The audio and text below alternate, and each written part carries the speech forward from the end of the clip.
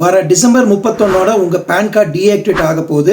அது டீஆக்டிவேட் ஆகாமல் தடுக்கணும் அப்படின்னா இந்த வீடியோ முழுசாக பாருங்கள். இது போல் யூஸ்ஃபுல்லான இன்ஃபர்மேஷனுக்கு வெல்த் வித் பாலாவை சப்ஸ்கிரைப் பண்ணிக்கோங்க. டிசம்பர் 31க்குள்ளே உங்களோட பேன் கார்டையும் ஆதார் கார்டையும் நீங்கள் இணைக்கணும்.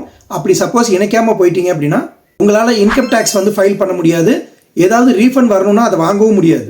நீங்கள் மியூச்சுவல் ஃபண்ட் அக்கௌண்ட் வச்சுருந்தீங்க அப்படின்னா அது பிளாக் ஆகிடும். உங்களால் இன்வெஸ்ட் பண்ண முடியாது, ரெடிமும் பண்ண முடியாது.